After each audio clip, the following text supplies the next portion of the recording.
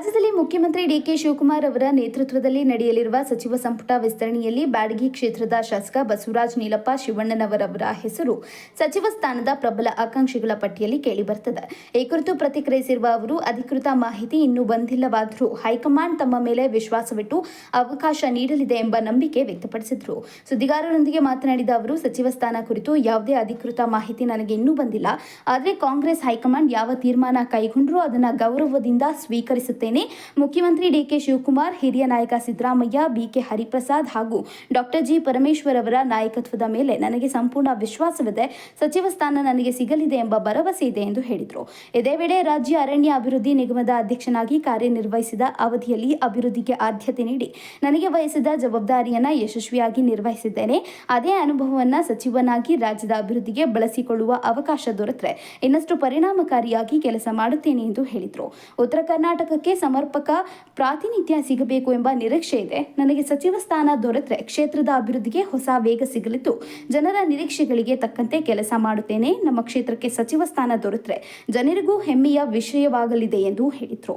ಮುಖ್ಯಮಂತ್ರಿ ಡಿಕೆ ಶಿವಕುಮಾರ್ ಅವರ ಆಡಳಿತವನ್ನು ಶ್ಲಾಘಿಸಿದ ಅವರು, ರಾಜ್ಯ ಸರ್ಕಾರ ಉತ್ತಮ ರೀತಿಯಲ್ಲಿ ಕಾರ್ಯನಿರ್ವಹಿಸುತ್ತಿದೆ. ಇದೇ ರೀತಿಯ ಜನಪರ ಆಡಳಿತ ಮುಂದುವರೆದು ರಾಜ್ಯದ ಸಮಗ್ರ ಅಭಿವೃದ್ಧಿಗೆ ಇನ್ನಷ್ಟು ಒತ್ತು ಸಿಗಲಿ ಎಂದು ಆಶಿಸಿದರು. ಸರ್, ಏನೀಗ ನಾಳೆ ಸಚಿವ ಸಂಪುಟ ವಿಸ್ತರಣೆ ಆಗುತ್ತೆ, ಮತ್ತು ಪ್ರಮಾಣ ವಚನಕ್ಕೂ ನಿಗದಿಯಾಗಿದೆ, ಸ್ಥಳ ಟೈಮು ಎಲ್ಲ ನಿಗದಿಯಾಗಿದೆ. ಡಿ ಕೆ ಶಿವಕುಮಾರ್ ಸಂಪುಟದಲ್ಲಿ ನೀವು ಸಚಿವರಾಗಿ ಪ್ರಬಲವಾದ ಆಕಾಂಕ್ಷಿ ಇದ್ದೀರಾ ಸರ್. ತಾವು ಕ್ಷೇತ್ರದ ಜನತೆಗೆ ಏನು ಹೇಳಕ್ಕೆ ಬಯಸ್ತೀರಾ? ಹಾಗೂ ಉನ್ನತವಾದ ಅಧಿಕಾರದಲ್ಲಿರೋ ಮಲ್ಲಿಕಾರ್ಜುನ್ ಖರ್ಗೆ ಸರ್ಗೆ ಮತ್ತು ಡಿ ಕೆ ಶಿವಕುಮಾರ್ ಅವ್ರಿಗೆ, ವಿಶೇಷವಾಗಿ ಸಿದ್ದರಾಮಯ್ಯ ಸರ್ಗೆಲ್ಲ ಈ ಸಂದರ್ಭದಲ್ಲಿ ಯಾವೊಂದು ರೀತಿಯಲ್ಲಿ ಅಭಿನಂದನೆ ಸಲ್ಲಿಸಕ್ಕೆ ಇಷ್ಟಪಡ್ತೀರಾ ಸರ್ ತಾವು? ಈಗ ನನಗಿನ್ನೂ ಅಧಿಕೃತ ಮಾಹಿತಿನ ಬಂದಿಲ್ಲ. ನಮ್ಮ ಹಿರಿಯ ನಾಯಕರವ್ರಿಗೆ ವಿಶೇಷವಾಗಿ ಅವ್ರ ಬಗ್ಗೆ ಗೌರವ ಇರ್ತೈತಿ, ಅವ್ರ ಬಗ್ಗೆ ಅಭಿನಂದನೆ ಸಿದ್ದರಾಮಯ್ಯ ಅವರ ಸಮಕಾಲೀನವರು ಸರ್ ತಾವು. ಸಿದ್ದರಾಮಯ್ಯಕ್ಕಿಂತ 10 ವರ್ಷ ಹಿಂದೆ ನಾವು ಸಿದ್ದರಾಮಯ್ಯ ಸಾಹೇಬರು ನಮ್ಮ ಪರವಾಗಿ ಸಾಕಷ್ಟು ಪ್ರಯತ್ನ ಮಾಡಕತ್ಯಾರ. ಮತ್ತು ಉತ್ತರ ಕರ್ನಾಟಕದ ಕಡೆಗೆ ನಮ್ಮ ಸಮಾಜದ ಬಗ್ಗೆ ನನ್ನೊಂದ ಹೆಸರು ಹೇಳ್ಯಾರ. ಹಿಂಗಾಗಿ ನಾವು ಆಕಾಂಕ್ಷಿ ಅದಾವಿ. ಇನ್ನೂ ನಮ್ಗೆ ಅಧಿಕೃತ ಮಾಹಿತಿ ಬಂದಲ್ಲ, ಆಸೆ ಐತಿ. ಆದ್ರೆ ಹೈಕಮಾಂಡ್ ಏನು ನಿರ್ಣಯ ತಗೋತೈತೆ ಅದಕ್ಕೆ ಬದ್ಧರಾಗಿರ್ತೀವಿ. ಸರ್, ವಿಶೇಷವಾಗಿ ಕ್ಷೇತ್ರದ ಜನತೆಗೆ ಏನ್ ಹೇಳಕ್ ಬಯಸ್ತೀರಾ ಸರ್ ತಾವು?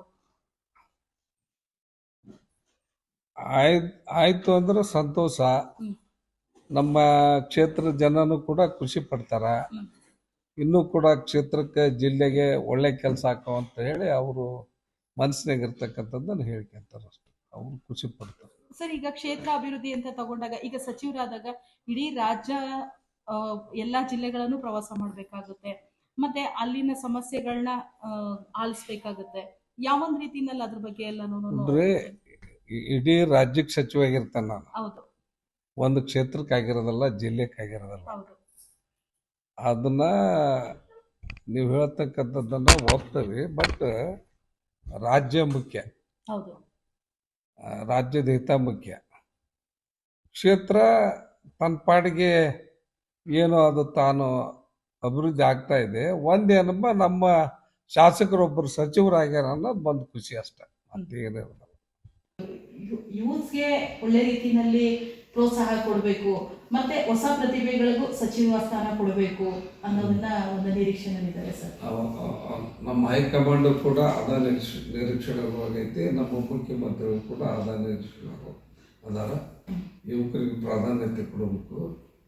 ಮತ್ತು ಏನು ರಾಹುಲ್ ಗಾಂಧಿ ಅವರು ಭಾರತ್ ಜೋಡೋ ಯಾತ್ರೆ, ಆ ಒಂದು ಹೆಸರಿನ ಮ್ಯಾಗ ಯುವಕರನ್ನ ಸಂಘಟನೆ ಮಾಡ್ತಕ್ಕಂಥದ್ದು ಒಂದು ಸರ್ಕಾರದ ವತಿಯಿಂದ ಒಂದು ಕಾರ್ಯಕ್ರಮವನ್ನು ಕೂಡ ಘೋಷಣೆ ಮಾಡಿ ಭಾಳ ಸಂತೋಷ.